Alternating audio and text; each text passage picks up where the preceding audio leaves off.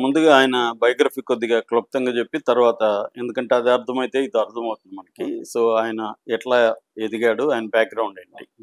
తిక్కవరపు సుబ్బిరామిరెడ్డి ఆయనది నెల్లూరు నెల్లూరులో పుట్టాడాయన. బాబురెడ్డి వాళ్ళ నాన్న, వాళ్ళ అమ్మ రుక్మిణి రెడ్డి. హ్మ్. ఈయనొచ్చి ప్రముఖ కమెడియన్ రమణారెడ్డి అన్న కొడుకనమాట. వీళ్ళ నాన్నకి సొంత తమ్ముడే రమణారెడ్డి. హుహు. సో, వే వీళ్ళ ఇతనికి చిన్నప్పటి నుంచి కూడా వీళ్ళ అమ్మ ఇన్‌ఫ్లూయెన్స్ ఎక్కువ. వీళ్ళ నాన్న పెద్దగా పట్టించుకోలేదు. వీళ్ళ అమ్మే గైడ్ చేసింది అతన్ని. హ్మ్. సో, నెల్లూరులో అక్కడ చదువుకున్నాక ఇక్కడ నిజాం కాలేజీలో గ్రాడ్యుయేషన్ చేశాడు. అప్పట్లో వాళ్ళ అమ్మ ఏం చెప్పేదంటే, హ్మ్. "నువ్వు ఒక పెద్ద వ్యాపారవేత్త అవ్వాలి.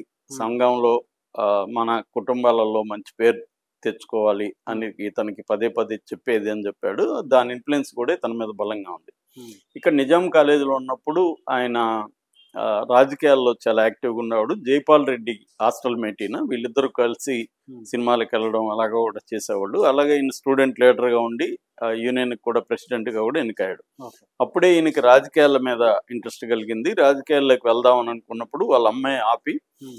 "నువ్వు ఇట్లా రాజకీయాల్లోకి ఇప్పుడు వెళితే మనం ల్యాండ్ లార్డ్‌గా ఉన్నాం. ఈ విలేజ్‌లో మనమే ల్యాండ్ లార్డ్‌లం. నువ్వు గాని రాజకీయాల్లోకెళ్ళి మనం ల్యాండ్‌లెస్ పూర్ అయిపోతాము. హ్మ్. సో, కాబట్టి రాజకీయాల్లోకి వెళ్ళొద్దు. నువ్వు ముందు బిజినెస్ చేసి డబ్బులు సంపాదించి సక్సెస్ అయ్యి అప్పుడు కాకపోతే వెళ్ళు" హ్మ్. అని ఆమె గట్టిగా సలహా ఇచ్చిన మీదట ఇతను చదువుకుంటున్నప్పుడే వీళ్ళ అన్న అన్న అవుతాడు చంద్రశేఖర్ రెడ్డి అని. హ్మ్. అతను నాగార్జున సాగర్ డ్యామ్ కన్స్ట్రక్షన్‌లో అతను కాంట్రాక్టర్‌గా ఉన్నాడు. సో, ఇతనికి కూడా అది ఇంట్రెస్ట్ అయ్యి ఇతను హాలిడేస్‌లో అక్కడికెళ్ళడం, పరిశీలించడం, ఎట్లా జరుగుతుంది, ఏంటి అన్న దగ్గర ఉండడం, ఇవన్నీ అప్పటి నుంచే నేర్చుకున్నాడు. హ్మ్. ఆ తర్వాత కాలేజీ ఈయన 18 ఏళ్ళకి అప్పుడు ఏజ్ లిమిట్ లేదని చెప్తున్నాడు. 18 ఏళ్ళకి ఆయన గ్రాడ్యుయేషన్ చేశానని ఆయన ఒక ఇంటర్వ్యూలో చెప్పాడు. హ్మ్. సో, చేసిన తర్వాత అక్కడికెళ్ళిపోయాడు. ఈయన ఒక కంపెనీ గాయత్రి ఆహ్, లిమ్ కన్‌స్ట్రక్షన్స్ అనే ఒక కంపెనీ గాయత్రి ప్రాజెక్ట్స్ లిమిటెడ్ అనే ఒక కంపెనీ పెట్టి ఓకే. అక్కడ మడ్ కాంట్రాక్టర్ అంటే మట్టి సప్లై చేసే కాంట్రాక్టర్‌గా అక్కడ స్థిరపడ్డాడు. హ్మ్. అక్కడ సక్సెస్ అయ్యాడు ఆ డ్యామ్‌లో. ఈయనకి తర్వాత ఇందిరాగాంధీ దగ్గర గోల్డ్ మెడల్ కూడా తీసుకున్నాడు బెస్ట్ కాంట్రాక్టర్‌గా. హ్మ్. ఆ తర్వాత ఇక్కడ ఇతను దేశవ్యాప్తంగా ఇటు ఉత్తరప్రదేశ్, వెస్ట్ బెంగాల్ ఇలాంటి చోట్ల కూడా డ్యాముల కన్‌స్ట్రక్షన్ దగ్గర నుంచి ఇంకా అనేక రంగాల్లోకి విస్తరించాడు. హ్మ్. దాని తర్వాత ఈయన వైజాగ్ వెళ్ళాడు. వైజాగ్‌లో అక్కడ స్టీల్ ఉంది కాబట్టి స్టీల్ కంపెనీ వైజాగ్ స్టీల్‌లో కాంట్రాక్టులు చేశాడు. అక్కడే స్థిరపడ్డాడు. హ్మ్. అక్కడ ఈయన మెల్లమెల్లగా వైజాగ్ ఏరియాలో ఉండే కల్చరల్ సీన్‌లోకి ఈయన ఎంటర్ అయ్యి కల్చరల్ యాక్టివిటీల్లో చేయడం. ఈయనకు ముందు నుంచి కూడా శివభక్తి ఎక్కువ. అట్లా భక్తి కార్యక్రమాలు చేయడం, కల్చరల్ యాక్టివిటీలు చేయడం మెల్లమెల్లగా ఈయన పాపులర్ అవ్వడం మొదలైంది. కొంత దాన ధర్మాలు చేయడం ఇలా పాపులర్ అవ్వడం. దాంతో జలగం వెంగళరావు ఈయనకి రాజకీయాల్లోకి రమ్మని ఆహ్వానించాడు. ఓకే. కానీ ఈయన నాకిప్పుడు ఇంట్రెస్ట్ లేదు సార్, నేను బిజినెస్ మీద ఫోకస్ చేయాలి అని చెప్పి రిజెక్ట్ చేశాడు. 2, 3 సార్లు జలగం వెంకటరావు ఖమ్మంలో పోటీ చేయమని, వైజాగ్‌లో ఎంపీగా పోటీ చేయమని కూడా సలహాలు ఇచ్చినప్పటికీ హ్మ్. ఈయన చేయలేదు. హ్మ్. ఆ తర్వాత ఆహ్, ఆమె షీలా దీక్షిత్ ఢిల్లీ ముఖ్యమంత్రి కొంతమంది ఆంధ్ర నుంచి ప్రముఖులను తీసుకెళ్ళి రాజీవ్ గాంధీకి పరిచయం చేసే క్రమంలో ఈయన కూడా తీసుకెళ్ళి పరిచయం చేసింది. హ్మ్. ఈయనకి అప్పటికి వీళ్ళ అబ్బాయి సందీప్ రెడ్డి, వీళ్ళ కూతురు పింకీ రెడ్డి వీళ్ళు కొంత పెద్దోళ్ళయ్యారు. సందీప్ రెడ్డి అమెరికాలో చదువుకుంటున్నాడు. అతను త్వరగా చదువైపోతుంది. హ్మ్. సో, ఈయనప్పటికి డిసైడ్ అయ్యాడు. నా బిజినెస్ మన కొడుక్కి అప్పగించేసి మనం ఫుల్ టైమ్ రాజకీయాల్లోకి వెళ్ళొచ్చు అనేది రాజీవ్ గాంధీతో చెప్పాడు. నేను ఇప్పుడైతే రెడీగా ఉన్నాను సార్ అని. అలాగే ఈయన టికెట్ ఇచ్చారు. ఈయన ఎంపీగా గెలిచాడు. అక్కడి నుంచి రాజకీయాల్లోకి వెళ్ళాడు. హ్మ్. ఆ తర్వాత మినిస్టర్ అయ్యాడు. మైనింగ్ స్టేట్ మినిస్టర్ అయ్యాడు. సెంట్రల్‌లో స్టేట్ శాఖ హ్మ్. స్టేట్ మినిస్టర్ అంటారు. హ్మ్. సో, సహాయ మంత్రి అయ్యాడు. హ్మ్. ఇంకా రాజ్యసభకి వెళ్ళాడు. తర్వాత టీటీడీ బోర్డు మెంబర్‌గా చైర్మన్‌గా వెళ్ళాడు. హ్మ్. సో, ఇలాగా రకరకాల పోస్టులు. అట్లాగే సినిమా రంగంలోకి ఎంటర్ అయ్యాడు. హిందీ సినిమాలు ఆహ్, 'దిల్వాలా' తర్వాత 'చాందిని', 'లంహే', స్వామి వివేకానంద తీశాడు. ఈయన తీసిన భగవద్గీత హ్మ్. జీవి అయ్యర్ హ్మ్. డైరెక్షన్‌లో భగవద్గీత 93లో తీస్తే అది national best feature film award వచ్చింది. National film award. హ్మ్. దానికి చాలా పేరు వచ్చింది.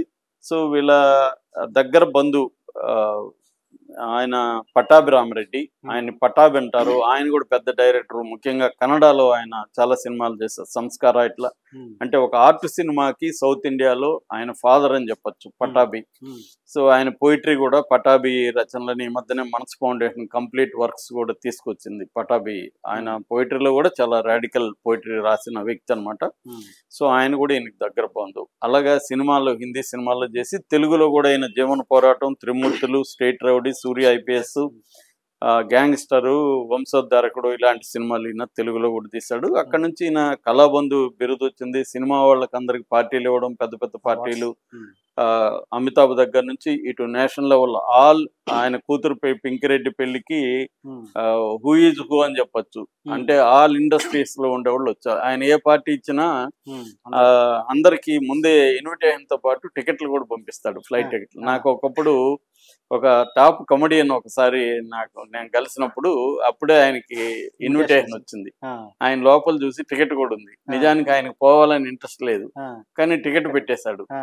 అప్పుడు నాతో సరదాగా అన్నాడు, ఈ శాడిస్ట్ చూడండి సార్, టికెట్ పంపిస్తాడు అంటే నేను ఇప్పుడు రిజెక్ట్ చేయలేను, అంటే మనకి ఛాయిసే లేదు, రావాల్సిందే, అట్లుంటుంది సార్ వ్యవహారం నవ్వుతూనే అన్నాడు. కానీ వాళ్ళకి కూడా బాధగా ఉంటది కదండి. ఇప్పుడు చాలా మంది పోలేరు, అంటే వాళ్ళకి ఏదో పని ఉండదు, లేకపోతే పని ఉంటది ఇంకోటి, కానీ టికెట్లు కూడా పెట్టేస్తాడు. 2 and 4 టికెట్, ఫ్లైట్ టికెట్ కూడా పెట్టేసి పంపిస్తాడు అనమాట ఇన్విట్. ఆ స్థాయిలో ఈయన గ్రిప్ ఉంటది అనమాట. సో ఆ స్థాయిలో ఈయన చేశాడు, యాక్టివిటీస్ చేశాడు. ఆ తర్వాత వీళ్ళ వియంకుడు కూడా ప్రముఖ బిజినెస్ మ్యాన్, జీవి కృష్ణారెడ్డి, జీవికే వాళ్ళది. వీళ్ళకి ఇంకా మనకి తెలుసు, వీళ్ళ ఎయిర్పోర్ట్స్ దగ్గర నుంచి అనేక రకాల హోటల్స్ దగ్గర నుంచి తాజ్ కృష్ణ కూడా వీళ్ళదే. అలాగే అనేక రంగాల్లో వీళ్ళ కొడుకు సంజయ్కి పింకిరెడ్డి పెళ్లి జరిగింది వాళ్ళిద్దరికి. సో అట్లా ఆ కుటుంబం కూడా ఇదైంది. సందీప్ వీళ్ళ కొడుకు సందీప్ రెడ్డి కూడా, ఇతను అల్లుడి పేరేమో సంజయ్, కొడుకు పేరేమో సందీప్ రెడ్డి. సో కొడుకు కూడా ఇప్పుడు వ్యాపారాలు చూసుకుంటున్నాడు. ఇది వీళ్ళ నేపథ్యం. ఈయన అంటే ఇటు పొలిటికల్ గా, ఇటు వ్యాపారంలో, ఇటు సినిమా రంగంలో సక్సెస్ అయ్యాడు. భక్తిలో కూడా ఆయన పాపులారిటీ వచ్చింది ఆయనకి. ఆయన భయంకరమైన శివభక్తుడు అనే పేరుంది. సో అలాంటి అన్ని రంగాల్లో ఒక ప్రముఖుడిగా ఎదిగిన సుబ్బరామరెడ్డి మీద గత 2 రోజుల నుంచి ఒక వార్త ఏమొస్తుందంటే, ఈయన దివాలా తీసేశాడు, ఈయన ఒకప్పుడు ఇచ్చే చెయ్యి ఇప్పుడు పుచ్చుకునే చెయ్యిలాగా అయిపోయింది, అడుక్కునే పరిస్థితిలోకి వెళ్ళిపోయాడు అనే ఒక వార్తలు వస్తున్నాయి. దీనికి ప్రధాన కారణం ఏంటంటే, ఫస్ట్ వచ్చి ఒక పెద్ద మోసం. అంటే దాదాపు 108 కోట్లు మోసం చేశారు వీళ్ళ భార్యని. అంటే ఆమె ఒకదానికి ఇదిగా ఉంది కంపెనీకి, జిపిఎల్ గాయత్రి ప్రాజెక్ట్ లిమిటెడ్. వాళ్ళకి ఏమైందంటే ఆమెకు ఒక 11,50,00,000 అప్పు కావాల్సి వచ్చింది.